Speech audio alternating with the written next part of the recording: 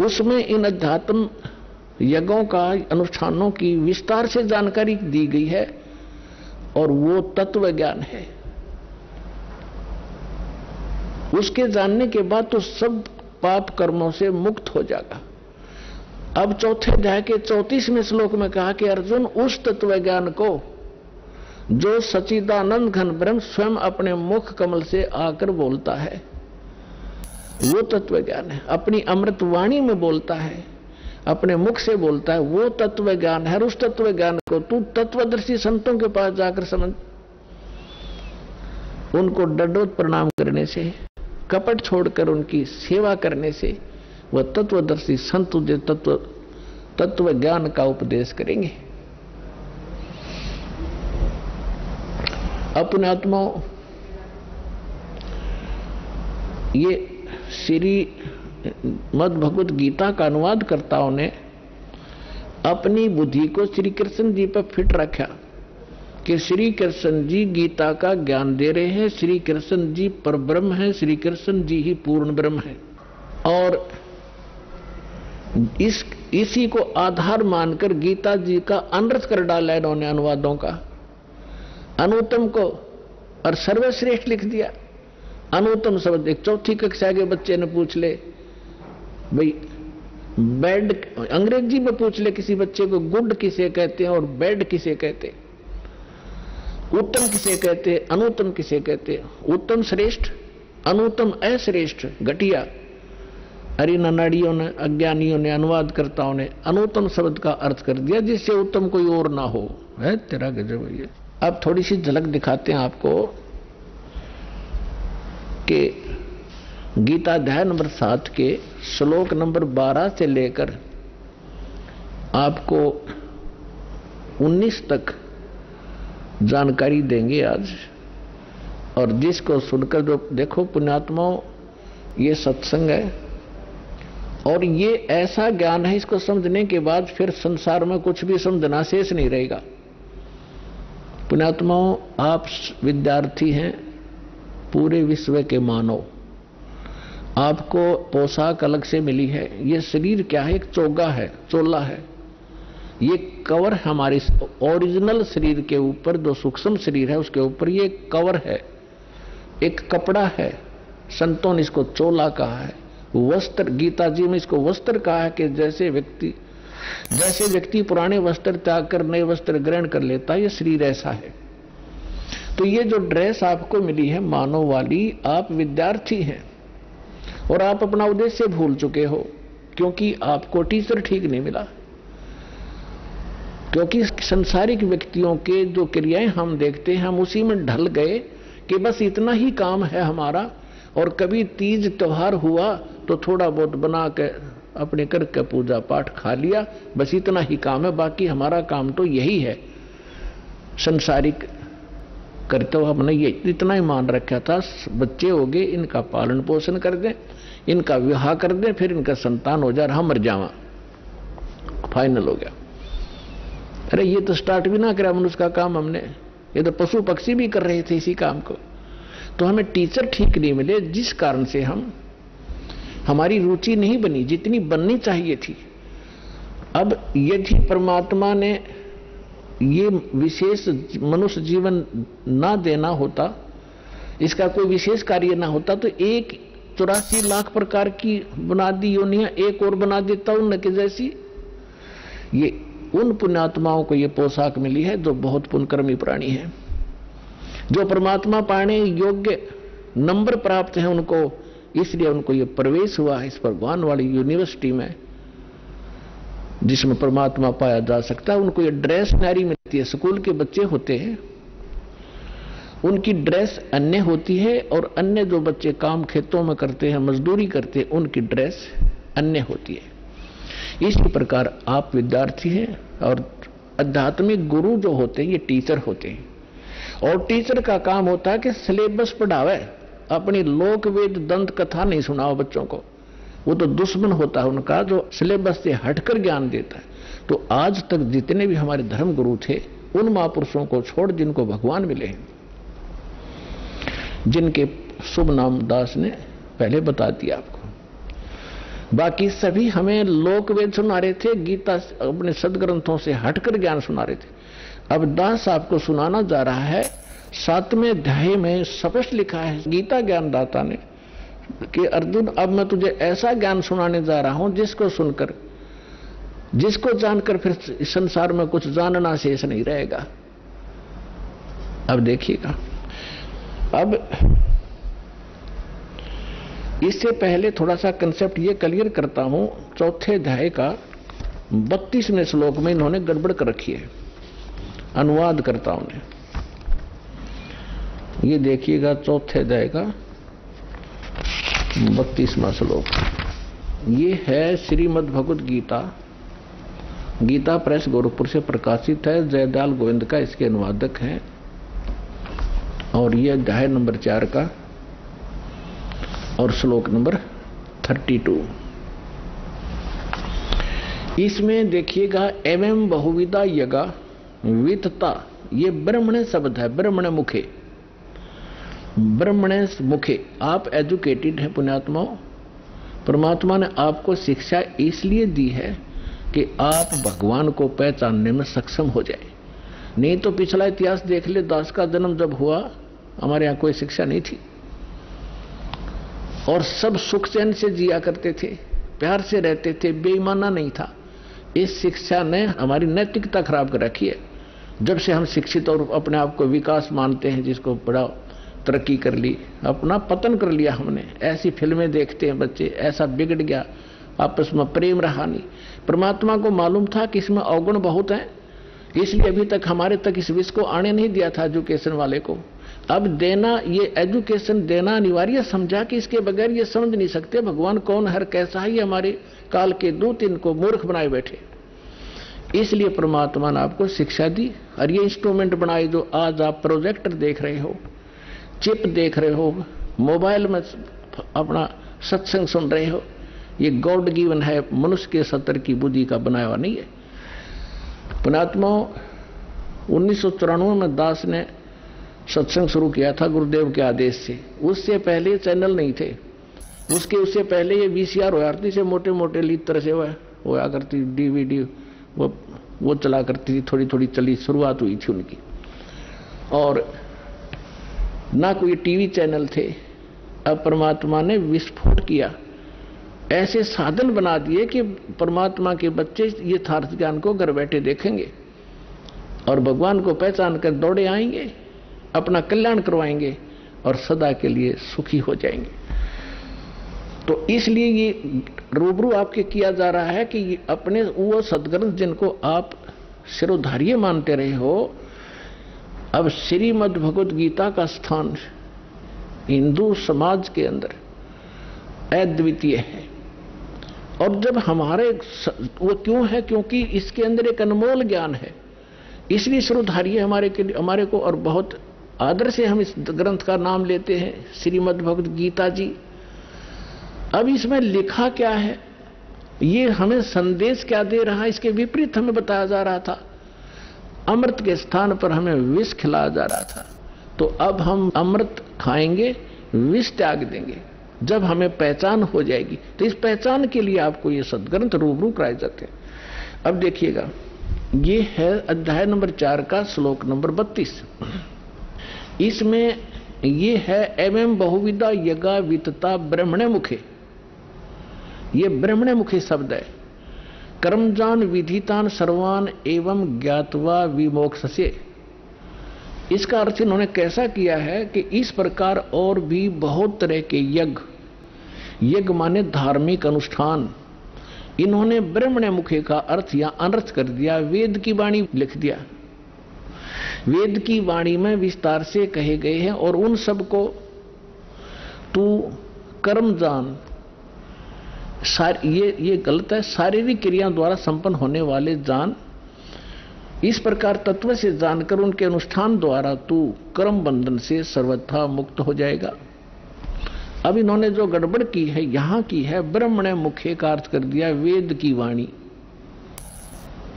अब देखिएगा, कहते हैं चोर चुरावे तुंबड़ी और गड्ढे पानी में, वो गड्ढे हुआ ऊपर आवे न सच्चाई छनी ना।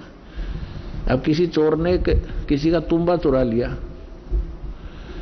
और उसने छुपाने की कोई जगह पाई ना, पानी में छोड़ा नीचे और बाहर बैठ जाकर इतनी देर में फिर आ ले ऊपर, वो फिर दबे, वो फिर की तो चमक जाए थोड़ा सा ऊपर ने।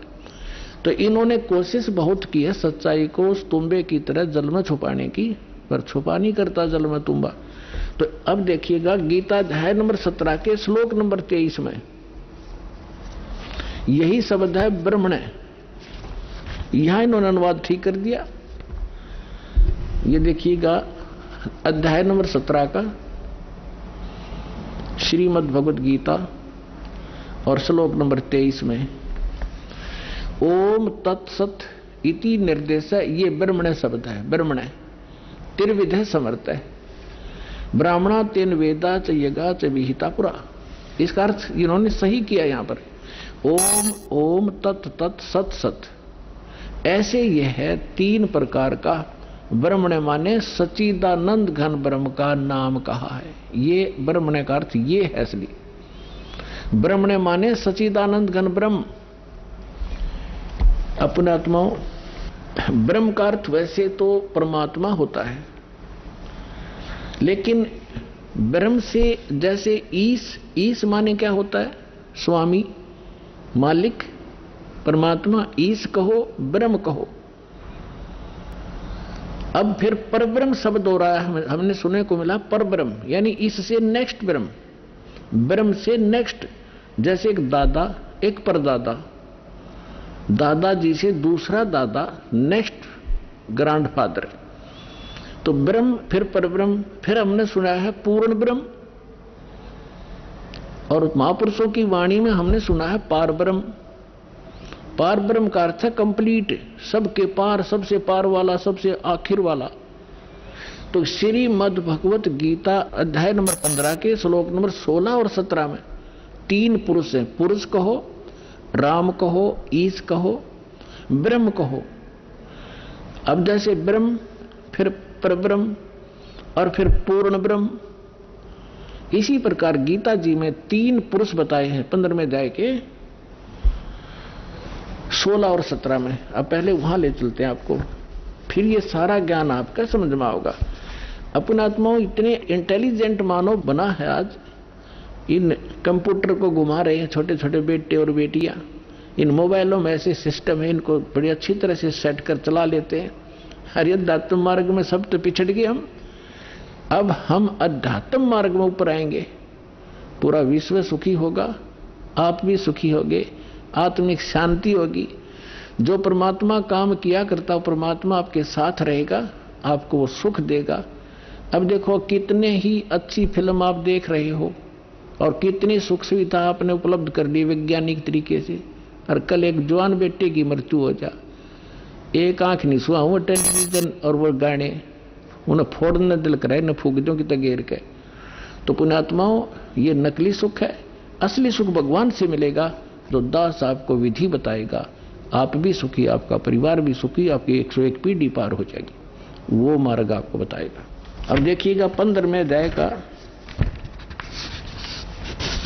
ये 16 और 17 में 3 पुरुष हैं, 3 भगवान हैं, 3 ब्रह्म हैं। अध्याय नंबर 15 का ये श्लोक नंबर 16 यहां पर है।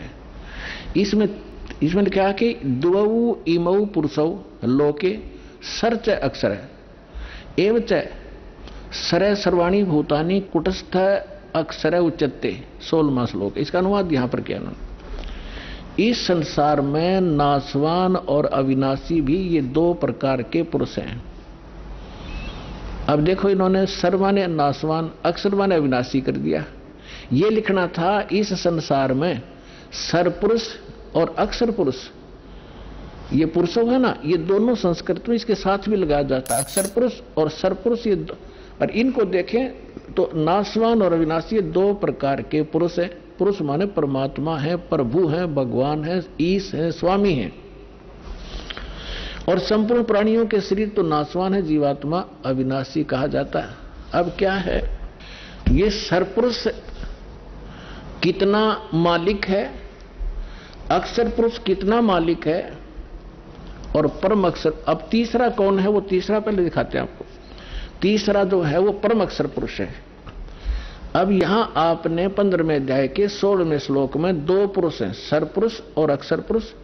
ये दो प्रकार के पुरुष हैं और इनके अंतर्गत जितने प्राणी हैं वो नाशवान है और ये स्वयं भी नाशवान है। जीवात्मा तो गधे की भी नहीं मरती, कुत्ते की भी नहीं मरती। अब यहां देखो 15वें अध्याय के 17वें श्लोक में क्या लिखा है कि उत्तम पुरुष है तू अन्य।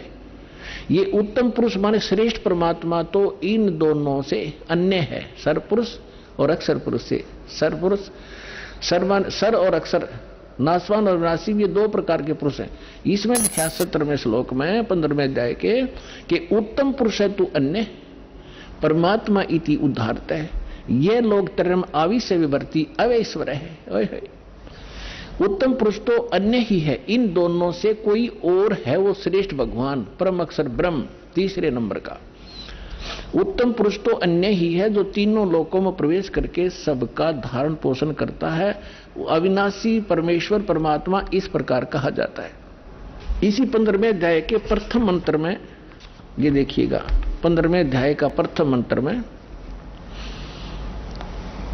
इसमें कहा है कि ऊर्ध्व मूलम अधः शाखम अश्वत्थम प्राहु अवम छंदासी यस्य पर्णानि ये तम वेद स वेदवित्। इन्होंने अनुवाद किया है कि ऊर्ध्व मूलम, आदि पुरुष परमेश्वर मूल वाले, इसका अर्थ करना था ऊर्ध्व माने ऊपर को, जड़ वाला वो तो पूर्ण परमात्मा है। और अधः शाखम, यहां इन्होंने अधः का अनर्थ कर दिया ब्रह्मा रूप मुख्य शाखा वाले। नहीं, अधः माने नीचे होता है, ऊर्ध्व माने ऊपर होता है। इसमें अधः दो बार है, अधः अधः, ये दूसरे श्लोक में। अब यहां इन्होंने, और ऊर्ध्वम भी है, यहां देखो इन्हीं का अनुवाद देखते हैं। अधः माने नीचे है, अधः माने नीचे, अधः माने नीचे, और ऊर्ध्व माने ऊपर, ऊर्ध्वम माने ऊपर। अब यहां देखो, हम फिर आगे वापस 15वें अध्याय के प्रथम श्लोक में, ऊर्ध्व मूलम अधः शाखम, ऊर्ध्व मूलम अधः शाखम, ये अधः शाखम, ये ऊर्ध्व मूलम अधः शाखम अश्वत्थम प्राहु अव्यम अविना छंदासी यस्य प्रणानि ये तम वेद स वेदवित्। अब इन्होंने ये गलत किया है, यह लिखना था ऊपर को जो जड़ वाला, ऊपर को जड़ वाला वो तो परमेश्वर है, पूर्ण परमात्मा है, ये ठीक है। अधः शाखम गलत कर दिया, नीचे को शाखा वाला और संसार रूपी पीपल के वृक्ष को अविनाशी कहते हैं, वेद जिसके पत्ते कहे गए हैं। और उस संसार वृक्ष को जो व्यक्ति, जो संत मूल सहित तत्व से जानता है वह है सवेदवित्, वह वेद के तात्पर्य को जानने वाला है। वो तत्वदर्शी संत है जो इस संसार रूपी वृक्ष के सभी विभागों को बता देगा।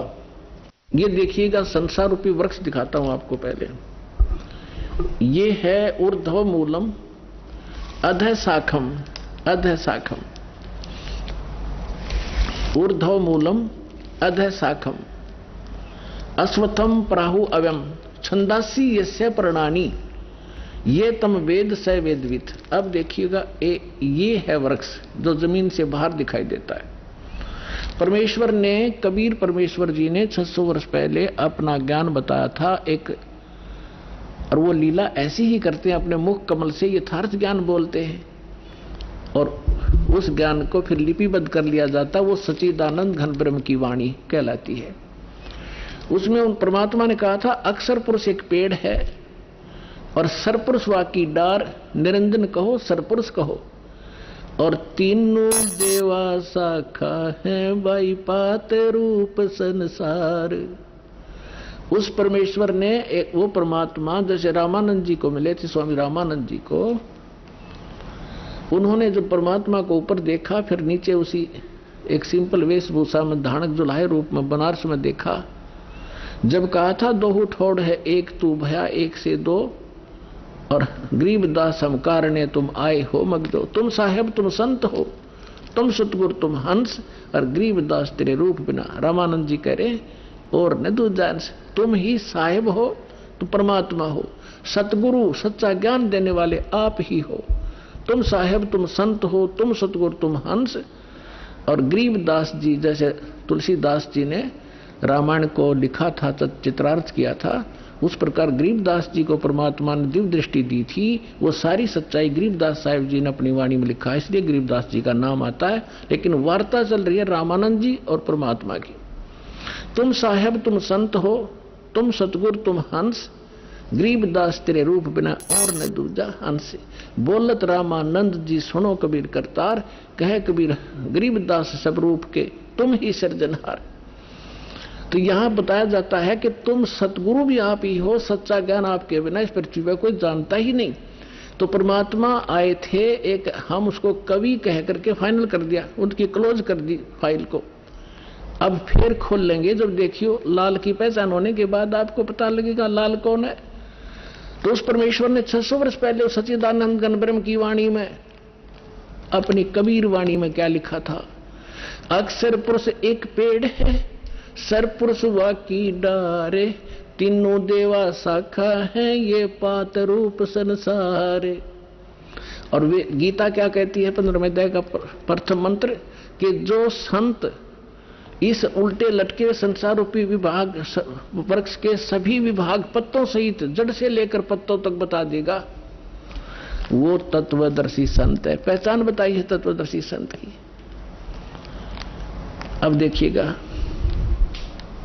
ये है पूर्ण परमात्मा, ये परम अक्षर ब्रह्म है, ये ऐसे लेंगे। ये है जड़ जो मूल है, ऊर्ध्व मूलम, ये परम अक्षर ब्रह्म है, पूर्ण ब्रह्म परमेश्वर। और ये तना अक्षर पुरुष, ये जो बाहर दिखाई देता है ये तो अक्षर पुरुष है तना, और इससे एक मोटी डार निकली है, वो सरपुरुष समझो, सरपुरुष। और ये तीन रजगुण ब्रह्मा सतगुण विष्णु उत्तम गुण शिवजी रूपी ये तीन शाखाएं, और ये पात रूप संसार है। ये पात रूप हम हैं आगे, और मूल कौन है? ये स्वयं है परमात्मा, ये स्वयं है परमात्मा। ये देखिएगा, ये कौन है? ये कबीर साहिब है, पूर्ण ब्रह्म कबीर साहिब परम अक्षर ब्रह्म। ये सारे संसार के आधार हैं, ये सबके धारण पोषण करने वाले हैं। जैसे वृक्ष की, जैसे संसार रूपी वृक्ष की जो परवरिश होती है वो जड़ से होती है। अब दास आपको जहां लाना चाहता है वहां लाएगा। गीता अध्याय नंबर 15 के श्लोक नंबर 1 आपने पढ़ लिया, इसमें स्पष्ट कर दिया कि तत्वदर्शी संत कैसा होगा। ये देखिएगा, ये है 15वें अध्याय का प्रथम श्लोक। इसमें बताया है कि ऊर्ध्व मूलम अधः शाखम अश्वत्थम प्राहु अवम छंदासी यस्य प्रणानी ये तम वेद सवेदवित। ऊपर को जड़ और नीचे को तीनों गुण रूपी शाखा वाला, ये इसको सारा कंप्लीट मिलाकर हम पढ़ेंगे ना। ऊर्ध्व मूलम अधः शाखम, नीचे को शाखा वाला पढ़ो इसको। और अश्वत्थम यानी संसार रूपी पीपल के वृक्ष को अविनाशी कहते हैं। वेद, ये वेद नहीं है। जैसे छंद का अर्थ होता है विभाग, किसी एक शब्द का एक ही अर्थ नहीं होता, कि जो इन सभी छंदों को, सभी विभागों को तत्व से जानता है। सरपुरुष कौन पोर्शन है इस संसार रूपी वृक्ष का, मूल कौन है और डार कौन है, शाखा कौन है, जो इन सभी को जानता है, सवेदवित, वो तत्वदर्शी संत है। तो परमेश्वर ने 600 वर्ष पहले बताया, इस दास ने परमात्मा से प्राप्त इस ज्ञान को आपके रूबरू कराया। अक्षर पुरुष एक पेड़ है, सरपुरुष वाकी डार, और तीनों देवा शाखा है, ये पात रूप संसार। तो यहां इस श्रीमद् भगवत गीता भी यही बताती है कि तीनों गुण रूपी, यहां देखिए आगे 15वें अध्याय का ये दूसरा मंत्र आप देखिएगा, उस संसार वृक्ष की तीनों गुण रूप। है पुण्यात्मा, ये सदग्रंथ है। यदि इन BA MA की पुस्तकों को एक बच्चा पढ़ समझ सके, टीचर की क्या आवश्यकता थी? इतने बड़े कॉलेज बनाने की क्या आवश्यकता थी? इन किसी भी अपने धर्म ग्रंथ गुरुओं को अपने सदग्रंथों का कख भी पता नहीं। ये कोड वर्ड है, तीनों गुण रूपी शाखा। अब पहले ये बताते तीन गुण कौन है। समझदार को संकेत ही बहुत होता है। ये दिखाता हूं, ये मार्कंडेय पुराण जिनको हम श्रोधार्य मानते रहे सभी पुराणों को, मार्कंडे पुराण गीता प्रेस गोरखपुर से प्रकाशित, सचित्र मोटा टाइप।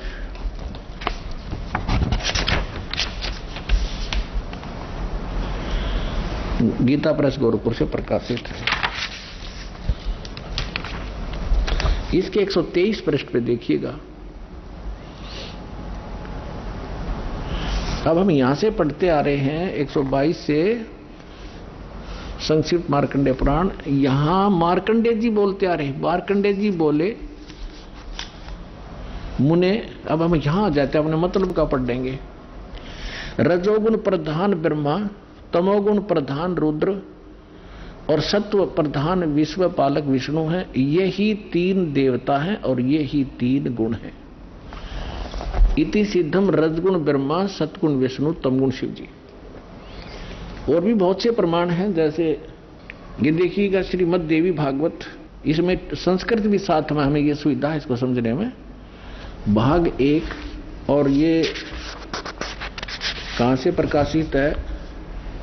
श्री अथ देवी भागवतम सभाष्टिकम समात्यम, खेमरा श्री कृष्णदास प्रकाशन, मुंबई से। इसके यहां आइएगा, ये 3रा स्कंद है। अथ श्रीमद् देवी भागवते भाषा टीका युक्ते, 3य स्कंद है प्रारंभते। 3रे स्कंद में आ गया, प्रश्न नंबर 11 पे, और अध्याय नंबर 5। इसका मंत्र हम 8 पढ़ेंगे। 7वां या समाप्त हुआ। भगवान शिव जी कह रहे हैं माता अपनी मां दुर्गा से, हे माता, यदि हमारे ऊपर सदा आप दया युक्त हो तो हमको तमोगुण में किस प्रकार प्रदान किया, और रजोगुण ब्रह्मा रजोगुण और हरि सतोगुण क्यों युक्त किए। अब ये तो हिंदी है, संस्कृत पढ़ेंगे हम। ये देखिए, यदि दया धर्मना न सदा अंबिके कथम अहम विहित है। मैं क्यों बना दिया, शंकर भगवान कहते तमोगुण है। और कमल से उत्पन्न होने वाले ब्रह्मा जी को रजोगुण संभाव, रजोगुण क्यों बनाया। सुवित क्यों सतोगुण, सत्व गुणो हरि। और विष्णु जी को आपने सतगुण क्यों बनाया। इति सिद्धम रजगुण ब्रह्मा, सतगुण विष्णु, तमगुण शिव जी। अब हम फिर लेते हैं श्रीमद् भगवद गीता को। पुण्यात्माओं, इस मनुष्य जीवन का मूल उद्देश्य परमात्मा प्राप्ति है, और भगवान मिल गए, उसका साधना ठीक मिल गई तो हमारा ये जीवन भी सुखी होगा। इसलिए भगवान की खोज हम किया करते थे। और जिस कारण से हम इन नकली संतों के यहाँ फंस गए, जिसने जैसी साधना बताई हम दिन रात लगे रहे, हमारे पूर्वज मर गए, भूत बन गए, अब उनके श्राद्ध निकलवा रहे हैं, वो भूत योनि में भोग रहे हैं और हमें मूर्ख बना रहे हैं। श्राद्ध निकाल दो, तुम्हारे पिता तृप्त हो जाएंगे। पहले पिताजी 360 दिन में 2-2, 3-3 बार रोटी खाया करते, और फिर 1 साल में 1 दिन छिका कर उसको सदा के लिए सुखी कर देंगे। ये सारे उल्टे काम लगा रखे थे हमारे पूर्वजों को। अब हम सदग्रंथों को समझेंगे, इसमें कहा क्या गया है। अब देखिएगा आप, ये श्रीमद् भगवद गीता अध्याय नंबर, श्रीमद् भगवद गीता गीता प्रेस गोरखपुर से प्रकाशित है। अब अध्याय नंबर 15 का हमने श्लोक नंबर 1 पढ़ लिया। ऊर्ध्व मूलम अधः शाखम अश्वत्थम प्राहु अव्यम छंदासी यस्य प्रणानी यतम वेद स वेदवित्।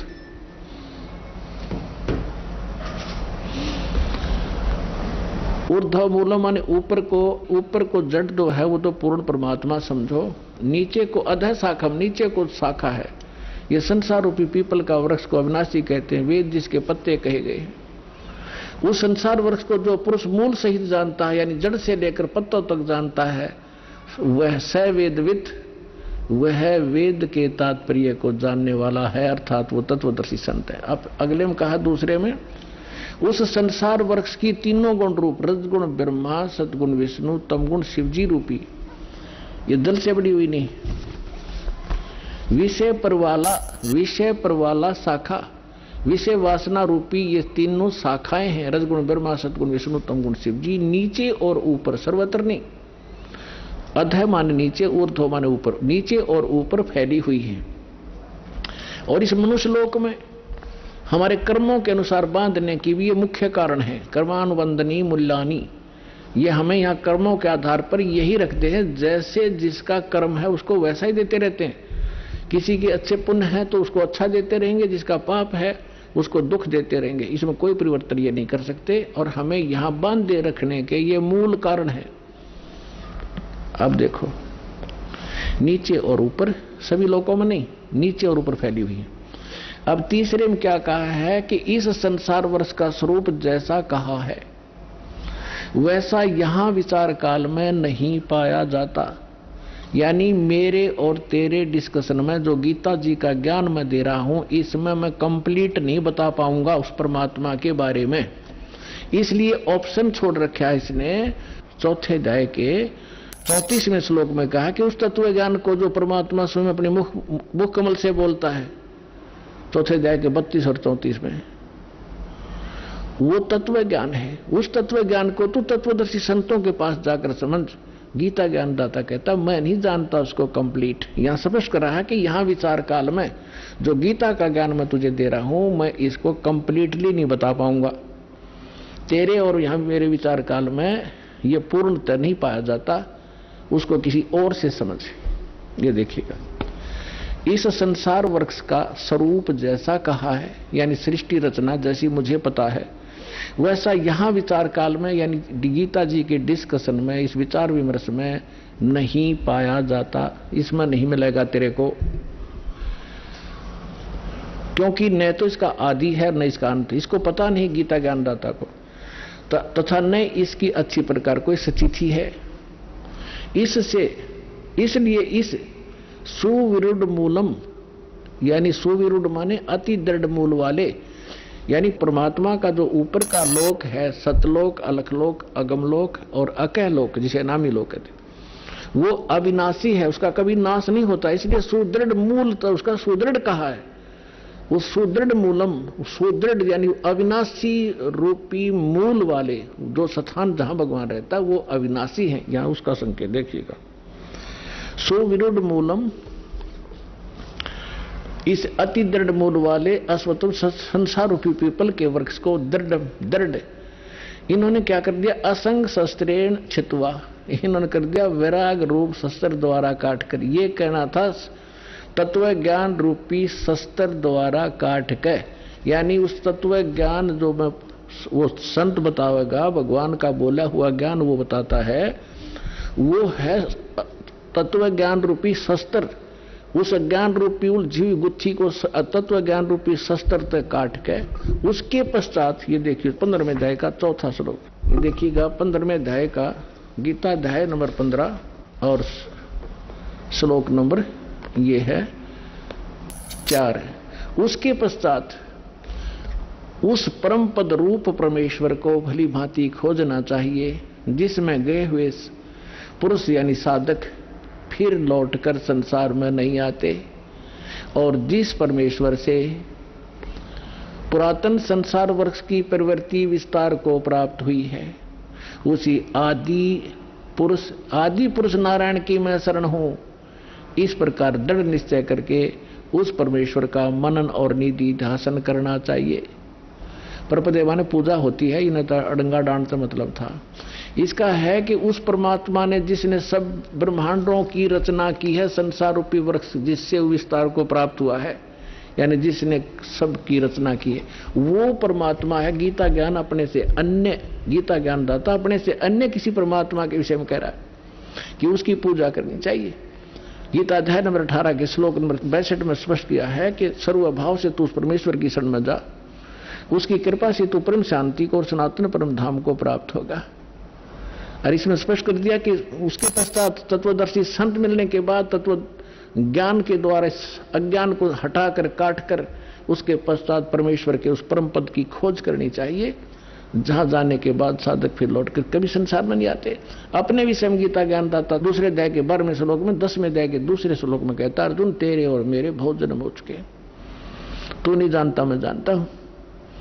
तो इसे सिद्ध है कि यदि हम गीता ज्ञानदाता की भक्ति करेंगे तो हम फिर भी जन्म मृत्यु में रहेंगे, हमें कंप्लीट मोक्ष नहीं होगा, शाश्वत स्थान नहीं मिलेगा, हमें परम शांति नहीं हो सकती।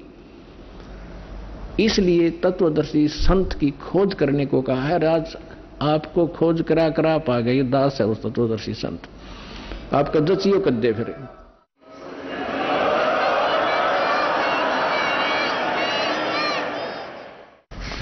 अब आपको फिर लाते हैं 15वें अध्याय के 16 और 17 दो श्लोकों पे। फिर आपके आसानी से आज का सत्संग जो दास आपको समझाना चाहता था आसानी से समझोगे। देखिएगा, यह है अध्याय नंबर 15 का। अब श्लोक नंबर हम 16 यहां से पढ़ा था, फिर देख लेते हैं। दिवौ इमौ पुरुषौ लोके सर्च अक्षरः एव च सर सर्वाणी भूतानि कुटस्थ अक्षर उच्यते। इन्हीं का अनुवाद पढ़ लेते हैं। 15वां अध्याय।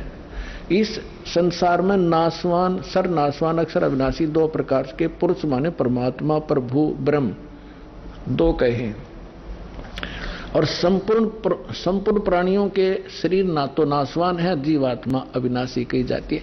फिर ये 70 में मैं तुरंत कहा कि उत्तम पुरुष तो अन्य, वो श्रेष्ठ भगवान तो इन दोनों से कोई और है। और परमात्मा इसी उदाहरण है जिसको भगवान कहा जाता है। ये लोग त्रयमावी से विभर्ती जो तीनों लोकों प्रवेश करके सबका धारण पोषण करता है, वो अविनाशी परमात्मा है। इन्हीं का अनुवाद। उत्तम पुरुष श्रेष्ठ भगवान तो कोई इनसे दोनों से अन्य है जो तीनों लोकों प्रवेश करके और सबका धारण पोषण करता है। अविनाशी परमेश्वर परमात्मा इस प्रकार कहा गया है। अब ये है वो जड़ संसार रूपी वृक्ष की परवरिश कहां से होती है, किससे आहार होता है, कौन पालन करता है। संसार रूपी वृक्ष की जो जड़ है ये परम अक्षर ब्रह्म है। इससे ये तीनों लोकों प्रवेश करके और सबका धारण पोषण करने वाला ये परम अक्षर ब्रह्म है, ये पूर्ण परमात्मा है, वो जो इन दोनों से सरपुरुष और अक्षर पुरुष से अन्य है। अब ये है तीनों लोकों प्रवेश करके सबका धारण पोषण करने वाला ये परमात्मा। अब हम आपको थोड़ा सा इन भगवानों का जो अक्षेत्र दिखाएंगे कि ये कितने प्रभु हैं। जैसे एक ब्रह्मांड होता है, एक ब्रह्मांड में कौन कौन सी स्थिति है वो देखिएगा। ये एक ब्रह्मांड का लघु चित्र है। इस ब्रह्मांड का अंडे जैसी शकल है, अंडे आकार है, अंड आकार है। ये देखिए ऐसा है यहां तक। ये इसको अंड भी कहते हैं, इसको ब्रह्मांड भी कहते हैं। और इस ब्रह्मांड के अंदर जो व्यवस्था है वो हमारे शरीर के अंदर हम देख सकते हैं जब हम हमारे इन चैनलों को, कमलों को ऑन कर लेंगे मंत्रों की साधना करके। तो इसलिए इसको पिंड, शरीर को पिंड कहते हैं। जैसे एक टेलीविजन के अंदर कहीं भी कार्यक्रम हो रहा हो, वो कार्यक्रम हो रहा कहीं और देख हम टीवी पर सकते हैं, ऐसे ये शरीर हमारा है।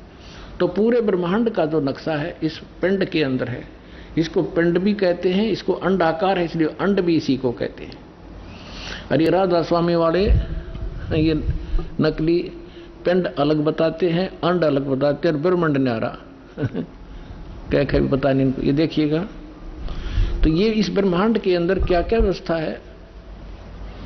नीचे से शुरू करते ये 7 हैं, तल, अतुल, वितल, महातल, अतल, सुतल, रसातल और पाताल लोक। और ये पृथ्वी लोक, ये ब्रह्मा का लोक, ब्रह्मा जी का लोक, विष्णु शिव जी का लोक, विष्णु जी का लोक, और ये स्वर्ग, और ये नरक, ये इंद्र का लोक, ये मानसरोवर, ये धर्मराज का लोक, और ये एक ब्रह्मलोक है। इसके अंदर ये सारा ब्रह्मलोक कहलाता है। इतना ये एक ब्रह्मलोक है।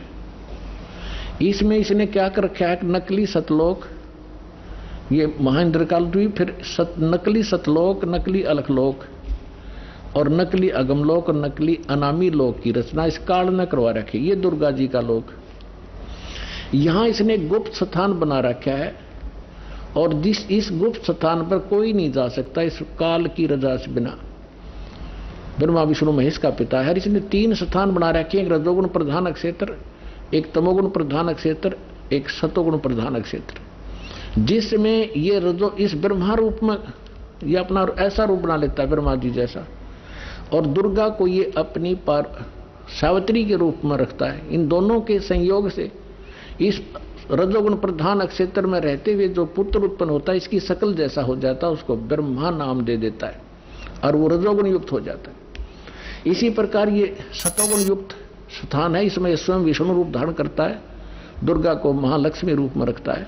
इन दोनों के संयोग से इस सतोगुण प्रधान क्षेत्र में रहने से जो पुत्र उत्पन्न होता है वो सतोगुण युक्त हो जाता है और उसका नाम विष्णु रख देते हैं। इसी प्रकार ये शंकर रूप बना लेता है, दुर्गा को पार्वती रूप में रखता है और इन दोनों के संयोग से तमोगुण प्रधान क्षेत्र में जो पुत्र उत्पन्न होता है वो तमोगुण युक्त हो जाता है।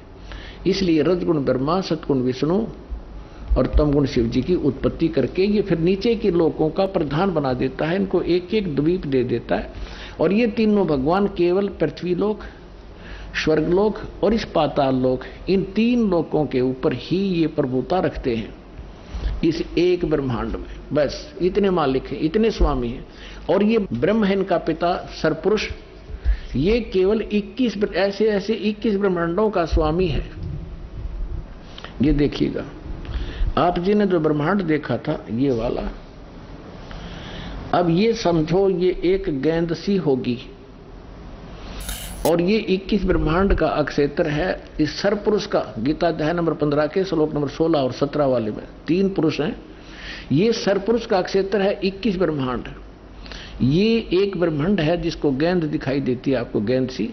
5 ब्रह्मांडों को इकट्ठा करके इसने एक महाब्रह्मांड बना रखा है। ऐसे 4 ब्रह्मांडों में 20 महाब्रह्मांडों में 20 ब्रह्मांड रोक रखे हैं। इसके बाद इसने एक ब्रह्मांड जैसा क्षेत्र ये अलग से और है, ये तो एक लिखने के लिए, समझाने के लिए अलग लिखा है। यहां भी इसने एक धोखा कर रखा है, नकली सतलोक, नकली अलखलोक, नकली अगमलोक और नकली अनामी लोक भी 21वें ब्रह्मांड में भी रचना करवा रखी है। ये तपस्शिला जहां बैठकर ये 1 लाख मानव शरीरधारी प्राणियों को खाता है, ये काल ब्रह्मा विष्णु महेश का पिता।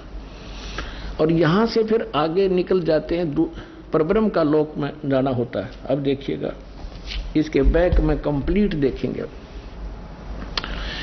अब ये है कंप्लीट सभी ब्रह्मांडों का, असंख्य ब्रह्मांडों का चित्र एक समझने के लिए।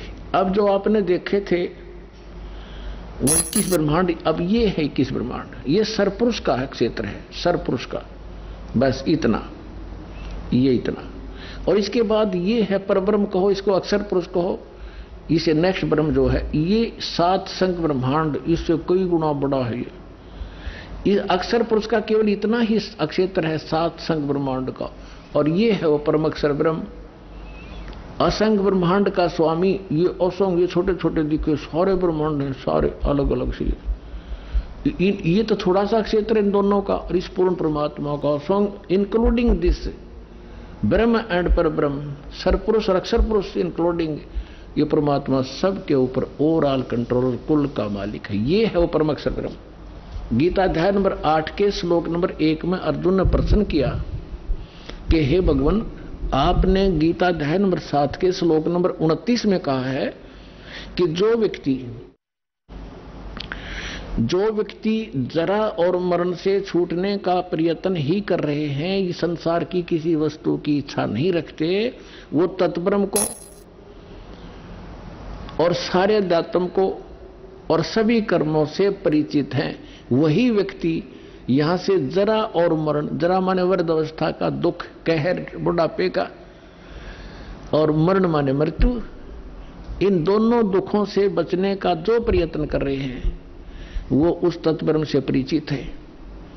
तत्ब्रह्म कौन, अभी आपको बताया था। अब देखिएगा गीता अध्याय नंबर 7 के 29 को पढ़ते हैं। ये देखिए, श्रीमद् भगवद गीता अध्याय नंबर 7 का और ये श्लोक नंबर 29 यहां पर है। हम संस्कृत पढ़ेंगे, आराम से समझ लेंगे। जरा मरण मोक्षाय, जरा माने वृद्ध अवस्था, मरण माने मृत्यु, मोक्ष माने छुटकारे के लिए, माम आश्रित यतन्ति ये ते ब्रह्म तत्विदु कर्षणम अध्यात्म कर्म चाखिलम। इसका अर्थ बनता है कि मेरे इस ज्ञान को आश्रय कर लेगा जो मैंने ज्ञान दिया है कि अर्जुन तत्वदर्शी संत की खोज कर ले उस परमात्मा को समझने के लिए, जहां जाने के बाद फिर लौटकर कभी जन्म मृत्यु नहीं होगी, परम शांति प्राप्त होगी।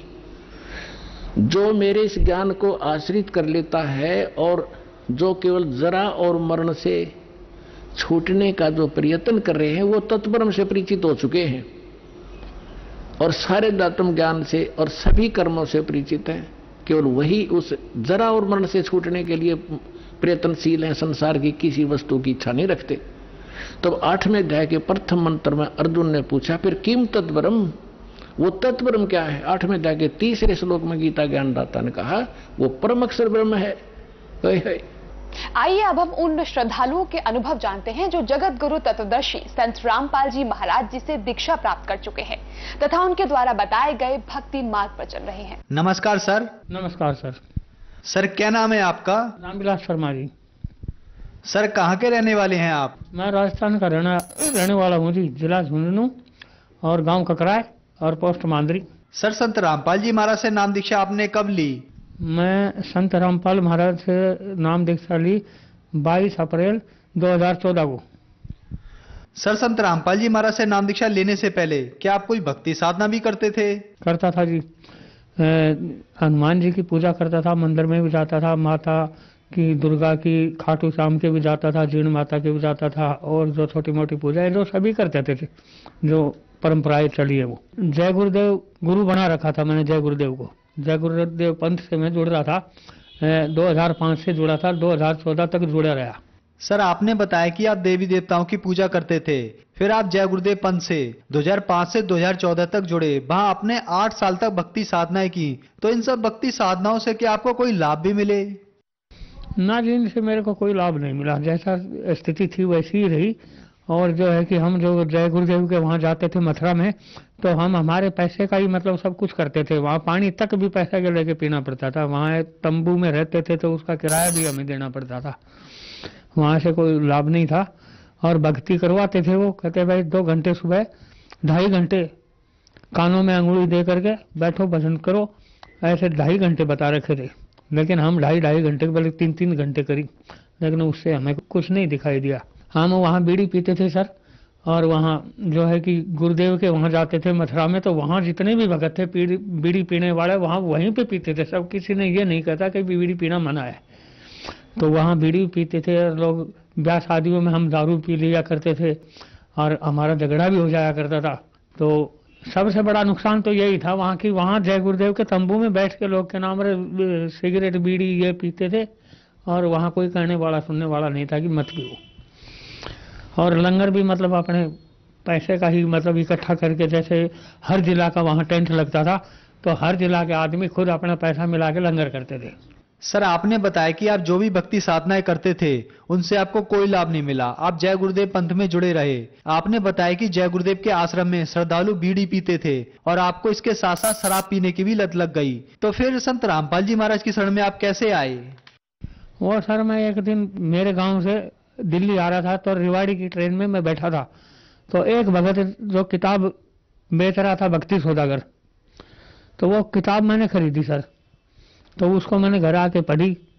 पढ़ने के बाद जो है कि मेरे को कुछ थोड़ा सा ज्ञान समझ में आया। उसके बाद मैं टीवी पे सत्संग भी देखा था और फिर सत्संग देखता देखता मैं कम से कम 3-4 साल तक किताब पढ़ता भी रहा, सत्संग भी देखता रहा। लेकिन मेरे दिल में ये आई कि मैं जाऊं वहाँ। लेकिन फिर एक दिन अचानक मैंने फ़ोन कर लिया, किताब में फ़ोन नंबर थे, तो भगत जी बोले सर आप आ जाओ यहाँ पे, कोई ऐसी दिक्कत नहीं है। तो सर ऐसे फिर मैं बरवाड़ा चला गया, भगतमती को भी लेके चला गया मैं। और फिर वहाँ जाते ही मैंने नाम दीक्षा ली। तो एक भगत बोला भाई पहले इस मर्यादा देख लो, मर्यादा निभा सकते हो तो तुम देख लो। मर्यादा पढ़ी वहाँ पे। सर संत रामपाल जी महाराज से नाम दीक्षा लेने के बाद क्या आपको कोई लाभ भी प्राप्त हुए? हाँ जी, लाभ प्राप्त हुआ। हाँ जी, सबसे पहले तो ये लाभ प्राप्त हुआ, मेरे को परमात्मा पाने का मार्ग मिला, सही भक्ति मिली। और उसके बाद जो है कि मैं एक कंपनी में काम करता था, वो कंपनी बंद होने के लिए जा रही थी, तो मैंने वहाँ से नौकरी छोड़ दी। और नौकरी छोड़ने के बाद 1 महीने के बाद ही मेरा अपना काम सेट हो गया जी। मैं मशीन ले आया और मेरे को सस्ते में सही काम मेरा हो गया। अब आज मेरा अपना ही काम है, दाल रोटी मेरी चल रही है आराम से। एक फिर मैं मशीन ले आया था भिवाड़ी से, उसमें सिंगल फेस की मोटर लगी हुई थी और वो सिंगल फेस की मोटर फिर मैंने यहाँ दिल्ली में लाके चेक करवाई, दूसरी ली 3 फेस की। तो बिजली वाले को लाया बुला के, बिजली वाले ने चेक करी मोटर, तो वो कह रहा भाई ये तो 3 फेस की मोटर है, सिंगल फेस की नहीं है। ये चमत्कार हुआ मेरे सामने। और जिस मालिक से मैं लाया था मशीन, वो मालिक खुद कह रहा था सिंगल फेस की मोटर लगी हुई, आपको 3 फेस की लगानी पड़ेगी। तो वही सिंगल फेस की मोटर 3 फेस में बदल गई। ये मेरे को लाभ हुआ। एक मेरा जो छोटे मोटे लाभ तो हमेशा ही मतलब होते ही रहते हैं, इनकी तो कोई गिनती नहीं है। बाकी एक जो है कि मेरी भगतमती के जो है कि बीपी हाई की बीमारी थी, हर तीसरे दिन बेहोश होकर पड़ जाती थी। तो नाम दीक्षा लेने के बाद उसकी बीमारी भी कंट्रोल हो गई। अब ठीक है। संत रामपाल जी महाराज की कृपा से हमारे को ये सबसे बड़ा लाभ मिला कि हमारा सबसे पहले तो हमारा ये नशा छूटा, बीड़ी सिगरेट दारू का। दूसरा लाभ हमें ये मिला, हमारे घर में सुख शांति रहने लगी। नहीं पहले तो कड़े तीसरे दिन चौथे दिन होता ही रहता था, वैसे ही ये कोई दिक्कत नहीं है सर। अब हम आज संत रामपाल जी की दया से खुश हैं, कोई टेंशन नहीं, सुख में जीवन जी रहे हैं। हमारे पास कोई चीज़ की कमी भी नहीं है। में दाल रोटी मिल रही है, भक्ति हो रही है भगवान की, रामपाल महाराज की दया से सारा सुख मिल रहा है। सर आपने बताया कि आप जय गुरुदेव पंथ से जुड़े रहे, वहां आपने 8 साल तक भक्ति साधना की, फिर आप संत रामपाल जी महाराज की शरण में आए। तो जय गुरुदेव पंथ और संत रामपाल जी महाराज की भक्ति में आपको क्या अंतर दिखा? अंतर तो रात दिन का दिखा जी मेरे को। जय गुरुदेव की भक्ति में और संत रामपाल महाराज की भक्ति में तो मेरे को रात दिन का अंतर दिखाई दिया जी। वो भक्ति बताते थे 1 घंटा सुबह 1 घंटा शाम ने, ऐसे करके 2.5 घंटे की भक्ति रोज बताते थे कि रोज करा करो, तुम्हें कुछ लाभ हो जाएगा, परमात्मा मिल जाएंगे। तो सर मैं तो 8 साल तक वो भक्ति करता भी रहा और टाइम भी बढ़ाता रहा। 2 घंटे की बजाय 3-3 घंटे में दिया करता। मेरे पैरों में भी दर्द हो जाया करता बैठ के उठता तो फिर बाद में उनसे मुझे ना तो कोई मुझे चीज़ ऐसी दिखाई दी वहाँ पे कि परमात्मा मिलेंगे, ब्रह्मा विष्णु महेश के दर्शन होंगे, कुछ नहीं दिखा दिया। बाकी मैं फिर परेशान था, परमात्मा पाने की साथ ही मेरे दिल में। मैं फिर बार बार उनकी किताबों को भी देखता था, किताबों में भी कुछ नहीं मेरे को मिला, लेकिन जैसे बताई वैसे मैं करता रहा। इनके तो जो नाम है वो भी काल के 5 नाम देते थे ये, बाकी और कुछ नहीं बताते थे कि भक्ति करो। जब एक बार मैं जब जय गुरुदेव के यहाँ गया, मैं प्रार्थना करी वहाँ, मैं कहा मालिक मेरे को तो कुछ अभी दिखाई नहीं दिया, बस वो बोले टाइम बढ़ाओ, टाइम और बढ़ा दो। टाइम और बढ़ा दिया मैं, कुछ नहीं मेरे को हासिल हुआ। हाँ, संत रामपाल महाराज की भक्ति में बताते हैं, सच्चा मंत्र बताते हैं, वो सच्चे नाम देते हैं। संत रामपाल जी महाराज की भक्ति से नाम लेने से ही शरीर एकदम हल्का हो गया मेरा पहले दिन। नहीं तो मेरे दिमाग में भी टेंशन रहती थी। एक तो अब मेरे को बिल्कुल टेंशन नहीं रहती, मैं क्या करूँगा क्या नहीं करूँगा। टेंशन मेरी बिल्कुल ख़त्म है इस टाइम। मालिक अपने आप करते हैं जो कुछ करते हैं। जो काम मैं सोच लेता हूँ मालिक के ऊपर छोड़ देता हूँ, मैं कुछ नहीं करता, मालिक पे छोड़ देता हूँ। वो जैसा भी होता है हो जाता है। ये लाभ हुआ। और भक्ति में तो रात दिन का अंतर है, उनकी भक्ति में जय गुरुदेव की में और संत रामपाल जी महाराज की में। ये सच्चे नाम देते हैं और परमात्मा पाने की राह सही बता रहे हैं। मैं चलती ट्रेन में चढ़ गया था एक बार यहीं पालम में, तो मेरे हाथ छूट गए थे और मेरे पैर प्लेटफार्म के नीचे लटक गए। गाड़ी चलती रही और मेरे को ऐसा महसूस हुआ जैसे मेरे को किसी ने उठा के प्लेटफार्म पे बैठा दिया हो। उस टाइम मेरे को हर आदमी ने ये सोच रहा था कि भाई कट गए पैर। मेरे घर पे भी लोगों ने, मेरे जानने वालों ने जो ट्रेन में बैठे थे, फोन कर दिया भाई तुम्हारा उसके हाथ पैर कट गए, स्टेशन पे पहुंच जाओ। तो मेरा भाई स्टेशन पे आया उस टाइम, तो मैं बैठा था। तो ये मेरे को सबसे बड़ा लाभ हुआ कि मेरे खरोंच तक नहीं आई और 1 मिनट के लिए मेरे को ऐसे ही मैं जैसे संत रामपाल जी महाराज दिखाई दिए, तो मेरे पैर भी बच गए और मेरे को समझ लो मेरी मौत ही थी उस दिन।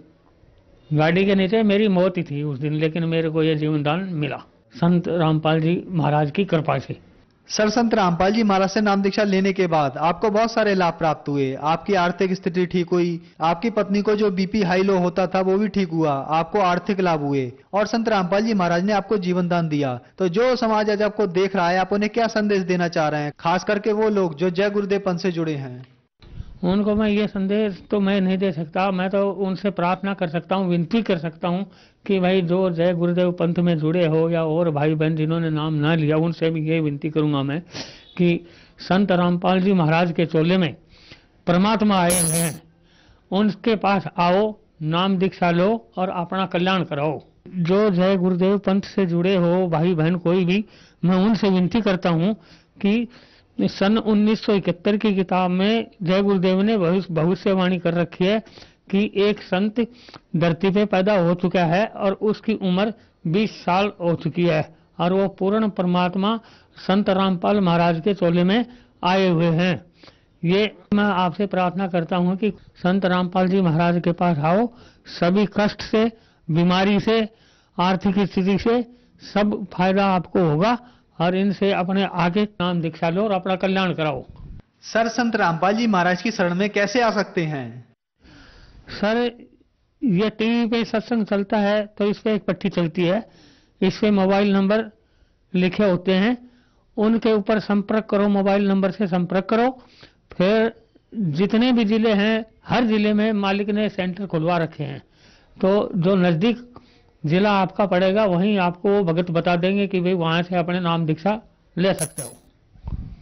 धन्यवाद सर। सत साहिब।